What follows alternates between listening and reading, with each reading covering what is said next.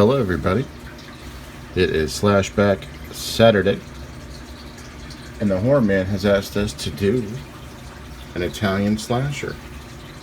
He's asked us to do one that's either been directed by someone that was Italian, a giallo, or took place in Italy.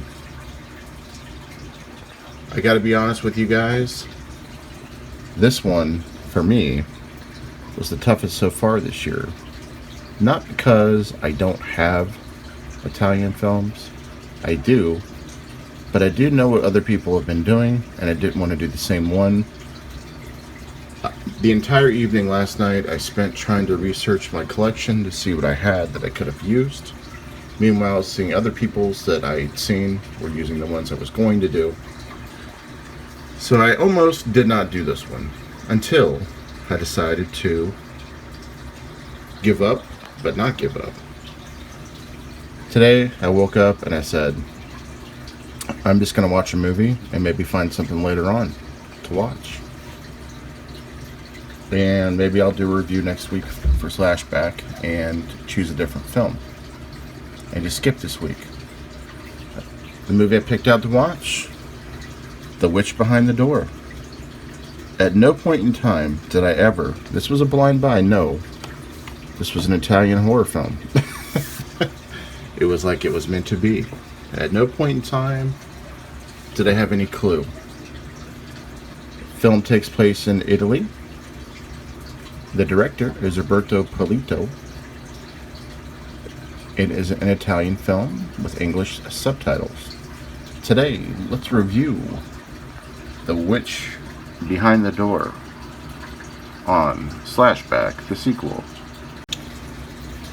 So this film came out in 2015.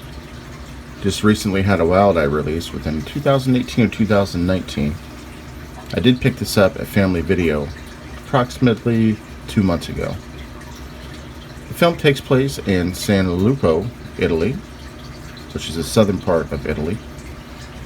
And we follow a woman and her husband who are going to Italy from America to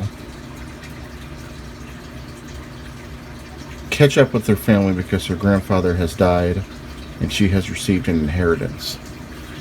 And meanwhile, she's pregnant to all this, and finally they arrive and they are trying to find a place to stay. And she runs into some old friends and they allow her to stay with them. And in the process of staying with them, she realizes that something's not quite right with everybody around the town. You know, what is going on? Tell me what's happening with the town. Why is everybody acting so hastily or so scarce, you know? So before we get started, also I want to tell you that the budget on this film was 500,000 euros, which would equal $700,000 in American cash. The budget, I feel, for this film was very well put. In addition to this, also, as they're trying to figure out what is going on with the city, why everybody's being so scarce, why everybody appears to be, running crazy, they soon discover that children are coming up missing and dying and being either murdered, tortured, or taken away from their homes. Now, there's a lot of town legends that are going on. People are saying, is it this pedophile that's running around? Is the pedophile the one that's killing these kids? Or is it the history of the witch that everybody seems to think is happening? Also, the film has a secondary name called Janara. Janara also means witch. So people in the folklore of the town believe that it is the witch that is taking all these kids away that are being murdered in modern day. Literally being murdered in modern day.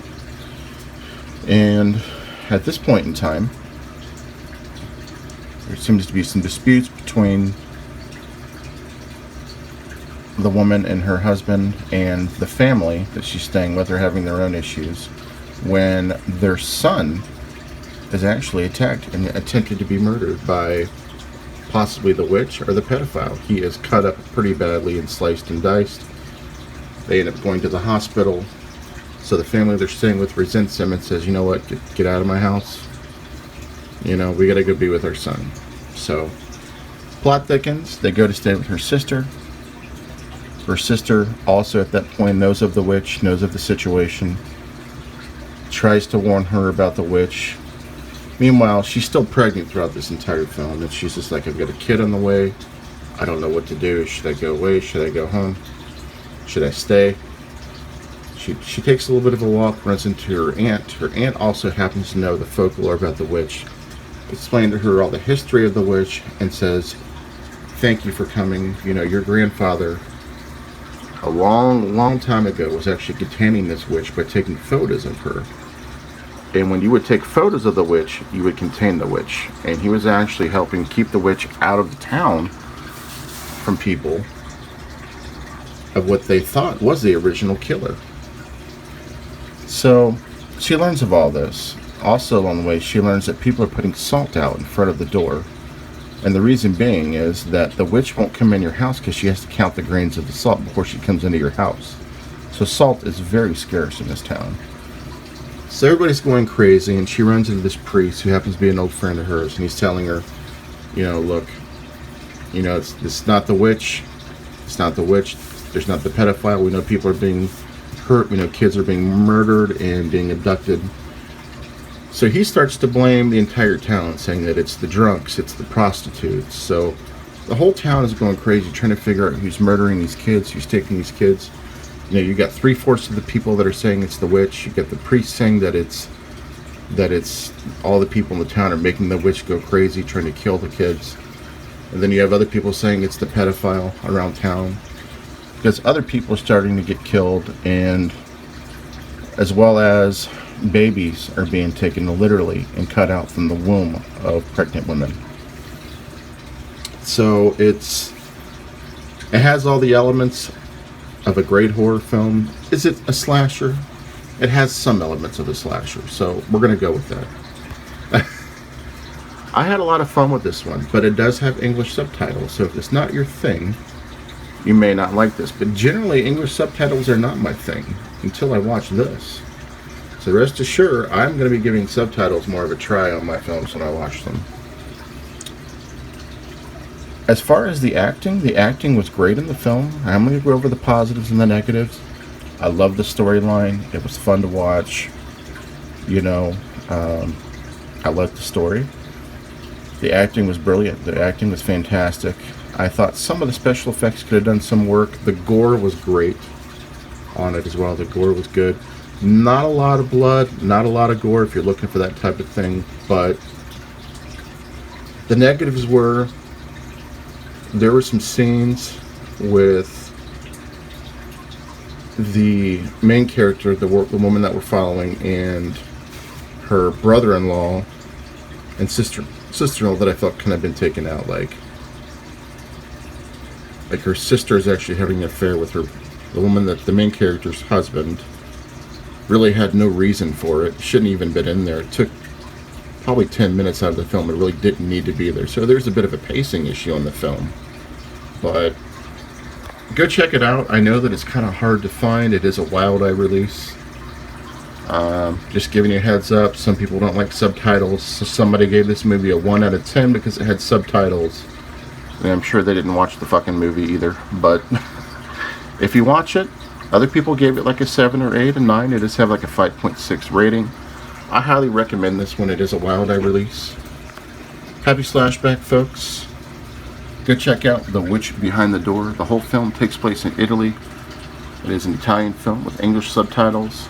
Go check out The Horror Man for his challenge. And everybody that's doing this challenge, have a wonderful Saturday. This is Hobbs. Peace.